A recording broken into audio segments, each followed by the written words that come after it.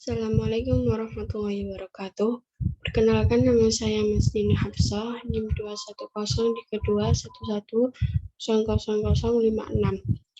Di sini saya akan presentasikan resume sifat biologi tanah atau bahan organik, mikrofauna dan makrofauna, bakteri, dan fungsi tanah.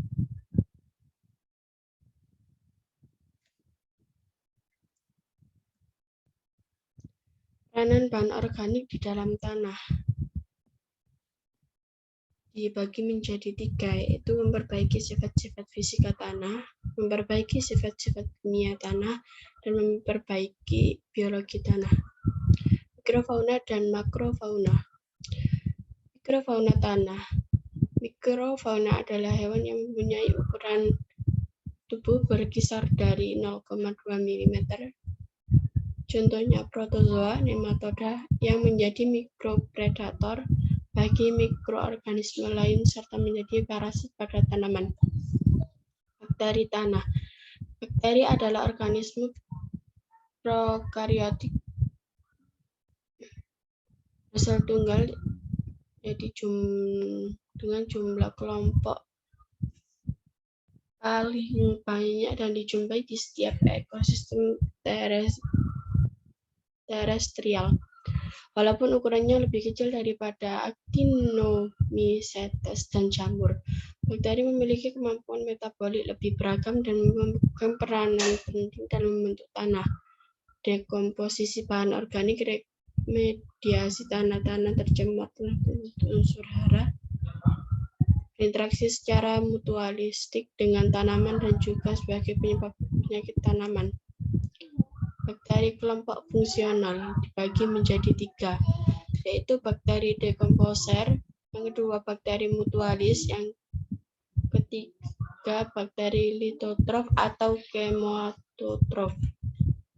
Fungsi tanah yaitu tersusun dari filamen panjang, yang kedua hifa tunggal memanjang dan berkelompok, yang ketiga dinding sel tersusun dari kritin dan glukan, yang keempat reproduksi seksual spora dari fungsi nukleus, yang terakhir reproduksi aseksual spora tidak dari fungsi nukleus. Makrofauna tanah. Cacing tanah. Perkawinan dan pembentukan kokon pada cacing tanah.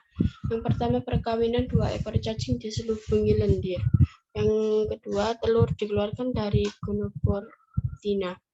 Yang ketiga, dinding kokon meluncur ke anterior dan menerima sperma dari spermateka. Yang terakhir, kokon berisi embrio diletakkan di tanah. Peran cacing tanah. Yang pertama, mencerna bahan organik. Yang kedua, mencampurkan bahan organik antar lapisan tanah atau bioturbasi. Yang ketiga, memperbaiki struktur tanah. Yang keempat, meningkatkan aerasi drainase. Yang keempat, mencerna dan menghaluskan bahan mineral. Yang terakhir, menyuburkan tanah karena kotoran mempunyai kandungan hara tinggi. Biologi tanah. Biologi tanah, studi tentang komponen hidup dalam tanaman, bakteri, jamur, Actinides, gangga, dan naura tanah. Biologi tanah erat kaitannya dengan proses fisik dan kimia tanah. Perbedaan pH, kelembapan, ukuran pori, dan lain-lain atau dalam skala mikro akan berpengaruh terhadap bentuk kehidupan organisme tanah. Sekian presentasi dari saya. Assalamualaikum warahmatullahi wabarakatuh.